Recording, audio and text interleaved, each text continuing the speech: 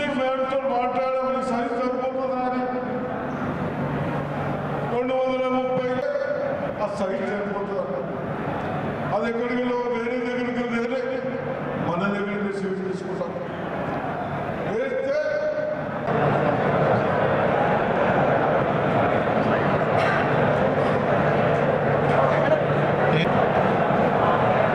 Nizam sugar ఫ్యాక్టరీని మళ్ళా reopen చేయాల. మరి మీరు అందరూ రైతులు కూడా షుగర్ కేన్ పెడతారా? మరి పెడితే ఏ విధంగా ముందుకు పోదామనే ఆలోచనతో ఈరోజు మీటింగ్ పెట్టుకోవడం జరిగింది. ఈ మీటింగ్కు అధ్యక్షత వహిస్తున్నటువంటి మాజీ మంత్రివర్యులు మరి బోధన శాసనసభ్యులు సుదర్శన్ రెడ్డి గారు, అదేవిధంగా మాజీ మంత్రివర్యులు స్పీకర్ గారు, మాజీ స్పీకర్ గారు పోచారం శ్రీనివాస్ రెడ్డి గారు, మరి మాండ వెంకటేశ్వరరావు గారు మాజీ మంత్రివర్యులు, మరి కలెక్టర్ గారు, అదేవిధంగా commissioner sugar Cannes and other చాలామంది ఉన్నారు.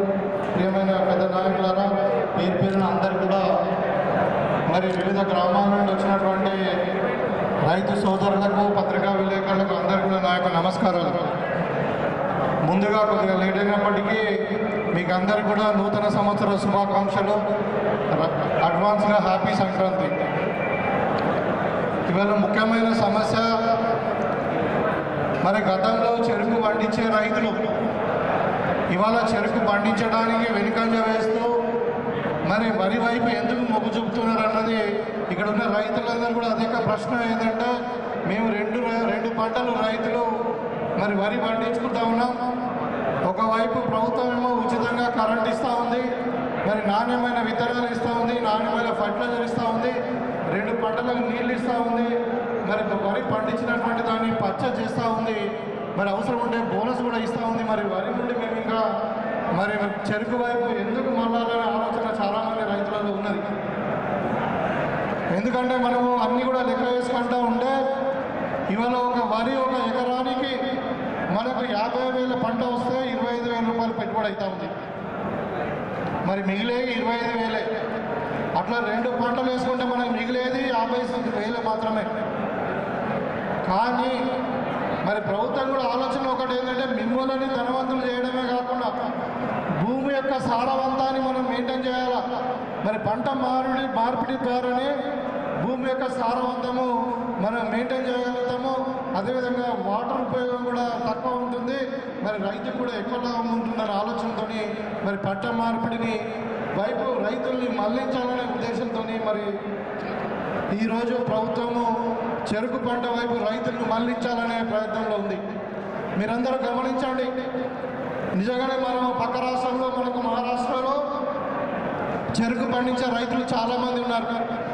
అవసరం ఉంటే మనం ఒక స్టడీ టూర్కి వెళ్దాం, అక్కడ ఏ విధమైన సీడ్ ఇస్తూ ఉన్నారు వాళ్ళు, మరి ఎట్లా డ్రిప్ ఇరిగేషన్తో చెరుకు పండిస్తూ ఉన్నారు, ఒక ఎకరానికి ఎన్ని టన్నుల చెరుకు పండిస్తూ ఉన్నారు, ఆ చెరుకులో ఉన్న ఎంత పర్సంటేజ్ మనకు షుగర్ కేన్ వెళ్తూ ఉంది, మరి రైతుకు ఎంత లాభం వస్తుంది, ఎంత పెట్టుబడి అవుతుందని మనం ఆలోచించుకున్నప్పుడు నాకు తెలిసి మహారాష్ట్రలో దగ్గర 60 నుండి 70 టన్నుల షుగర్ కేన్ పండిస్తూ ఉన్నారు ఒక ఎకరానికి. అక్కడ 11 to 12% షుగర్ కేన్ ఈల్డ్ అవుతూ ఉంది.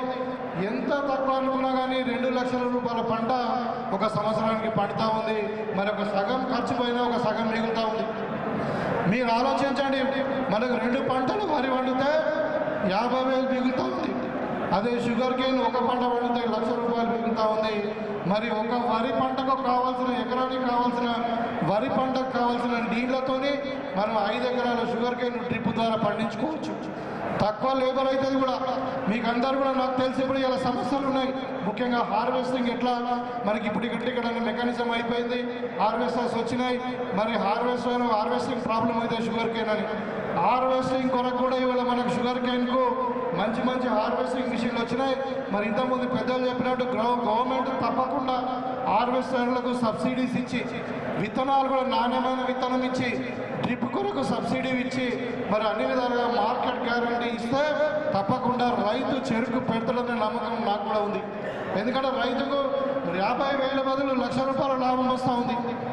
అయితే దీనికి రైతుకు కావాల్సిన ప్రోత్సాహాలు అన్నీ కూడా గవర్నమెంట్ ఇస్తుందని నేను భావిస్తూ ఉన్నాను. దాని వల్ల మరి వాళ్ళ గతంలో ఎజెండాలో మనం పార్టీ ఎజెండాలో చెప్పినట్టు అధికారం రాకన్నా ముందు మన ఈ గోదాం షుగర్ ఫ్యాక్టరీని పునరుద్ధరించి మరి చెరుకురు ఫ్యాక్టరీని మళ్ళీ స్టార్ట్ చేద్దామని అనుకున్నప్పుడు ప్రభుత్వం అన్ని చర్యలు తీసుకుంటామని మీకు అందరూ కూడా తెలుసు. గతంలో ఓ కమిటీ వేసాం. ఆ కమిటీ కూడా చెరుకు ఫ్యాక్టరీని మనం విజిట్ చేసి అక్కడ పబ్లిక్ హియరింగ్ కూడా జరిగింది.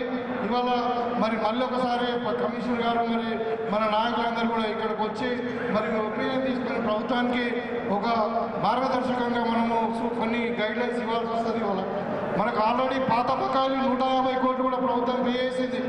కాబట్టి ఇవాళ చెరుకు పండించడం వల్ల తప్పకుండా మనకు లాభం జరుగుతుంది.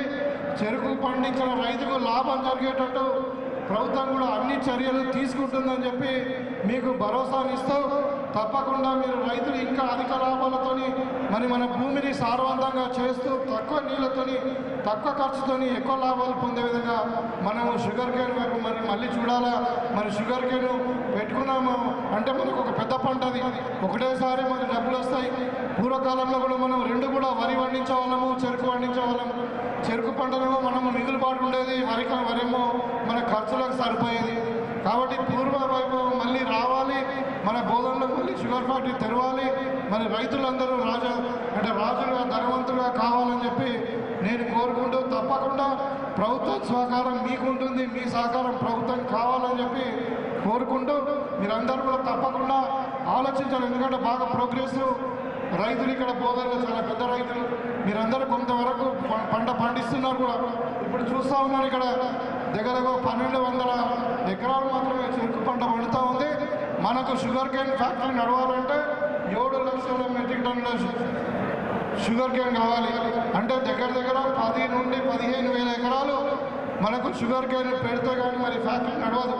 మరి అలా పెద్దలు ఉన్నారు మనకు అన్ని విధాలుగా ప్రభుత్వం తరఫున మీ తరఫున మాట్లాడడానికి.